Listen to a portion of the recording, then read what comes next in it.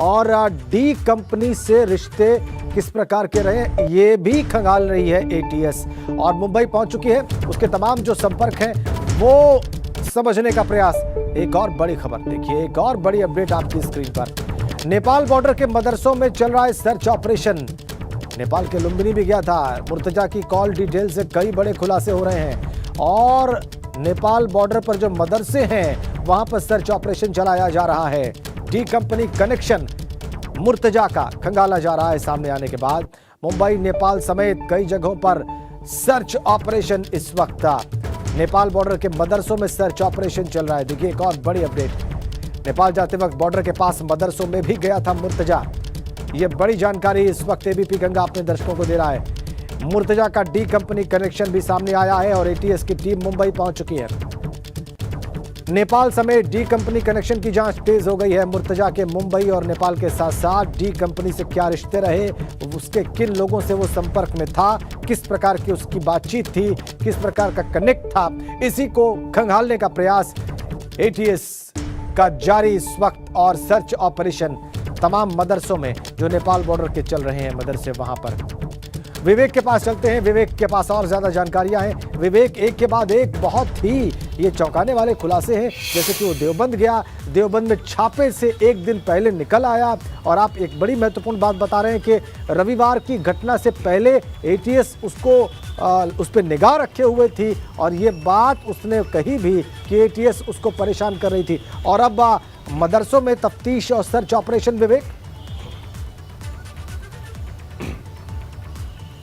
देखिए राजेंद्र, दायरा बढ़ता जा रहा है। जैसे जैसे पूछताछ हो रही है, जैसे जैसे मुर्तजा से नई जानकारियां मिल रही हैं, जो इशारे वो कर रहा है। देखिए इस समय मुर्तजा का ना बोलना भी एक जानकारी ही है एटीएस के लिए, एसटीएफ के लिए। उसका इशारा भी एक जानकारी ही है, उसके संकेत भी एक जानकारी है। तो जितने भी इशारे कर रहा है, जितने संकेत कर रहा है, अगर वो कुछ गलत भी बोल रहा है और गुमराह करने की भी कोशिश कर रहा है तो भी वो जानकारी है एटीएस के लिए, उसको भी फिल्टर किया जा रहा है। और इस जानकारी से जो भी चीज़ें हो रही हैं वो एक्शन के रूप में सामने लगातार आ रही हैं। जैसे अभी ये हमारे सूत्रों ने बताया, सोर्सेज ने बताया कि नेपाल बॉर्डर के सभी जो जितने मदरसे हैं वहाँ पर एक टीम पुलिस की अलग अलग जो संबंधित जिले हैं उनकी जिलों की पुलिस टीम और एटीएस और एसटीएफ की टीमें लगातार वहाँ सर्च ऑपरेशन कर रही हैं। चूँकि असलहे की बात थी, मुर्तजा के पास कोई असलाहा नहीं था, सिर्फ वो जो धारदार हथियार से हमला करने की कोशिश की, उसके बाद उसने असलाहा छीनने की कोशिश की। तो ये माने जा रहा है कि असलाहा उसके पास था, लेकिन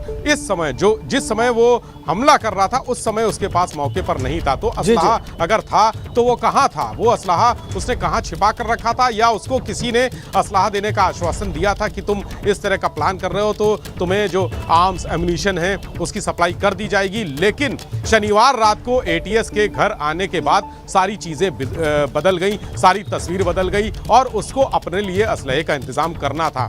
ये सोर्सेज बता रहे हैं, ये एटीएस के जो विशेषज्ञ हैं जो पूछताछ कर रहे हैं, जो एसटीएफ के अधिकारी हैं जो पूछताछ कर रहे हैं, उनका ये आकलन है। चूंकि अभी कड़ियां जोड़ी जा रही हैं, टूटी फूटी चीज़ें एटीएस और एसटीएफ के हाथ में आ रही हैं, कड़ियां जोड़ जोड़ के जो निष्कर्ष पे पहुंच रहे हैं वो ये निष्कर्ष है कि उसके पास असलाहा तो था लेकिन उस वक्त मौजूद नहीं था जब ये हमला हुआ। और हमला भी जल्दबाजी में किया गया, यानी इस हमले की तैयारी चल रही थी। लेकिन शनिवार रात को एटीएस के आने के बाद जब रविवार को उसको लगा कि वो बाहर नहीं निकल पा रहा है, उस पर लगातार नज़र रखी जा रही है। उसके घर के आसपास कुछ ऐसे लोग हैं जो सुरक्षा एजेंसियों से जुड़े हैं। उसके बाद उसने जो आनन फानन में हमले की साजिश होती है, रणनीति होती है, वो तैयार की और उसने ये सोचा कि वहाँ पर जाकर असलाहा पुलिस वालों से ही छीना जाएगा। चूँकि अगर हम देखें तो थाने में जो जिस तरह के असलहे की उसको ज़रूरत थी वो थाने में नहीं रहते हैं, वो किसी सुरक्षाकर्मी जो चौराहों पर ड्यूटी तैनात है वहाँ नहीं रहते हैं, वो स्पेशलाइज्ड जगहों पर जहाँ पर सिक्योरिटी के बड़े तामझाम होते हैं, जहाँ पर बड़ी व्यवस्थाएं होती हैं, जो हाईली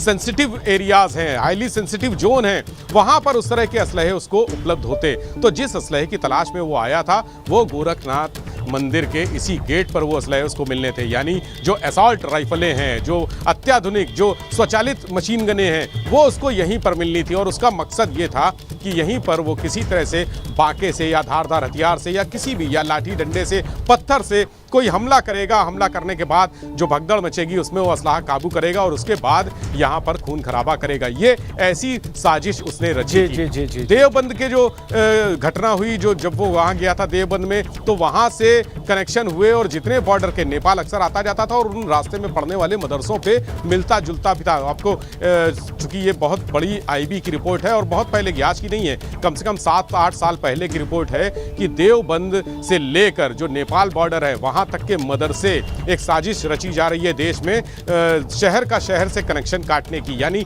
जब गृह युद्ध की आशंका होगी, जब गृह युद्ध की तैयारी होगी, तब शहरों को शहर से काट दिया जाएगा। यानी एक शहर में अगर कुछ होता है तो दूसरे शहर से मदद ना पहुंच पाए, इसलिए रास्ते भर में मदरसे बनाए गए थे। ये एक होम मिनिस्ट्री की आईबी की एक रिपोर्ट थी और वो रिपोर्ट सरकार के पास पड़ी हुई है, उस पर कोई अभी कार्रवाई नहीं हुई है वो रिपोर्ट। और ये हम देख भी रहे हैं, अगर भौतिक रूप से देखें तो तमाम, अगर रास्ते में हम हाईवे पे चलेंगे तो तमाम जगह पर मदरसे बने हुए हैं। ऐसे मदरसे जहां पर गलत तरह की गतिविधियां और अनैतिक लोगों का, अराजक लोगों का रुकना ठहरना आना जाना लगा रहता है। नेपाल जब वो जाता था तो उन्हीं रास्तों से जाता था, उन्हीं मदरसों में रुकता था, ये बात उसने कबूल की है।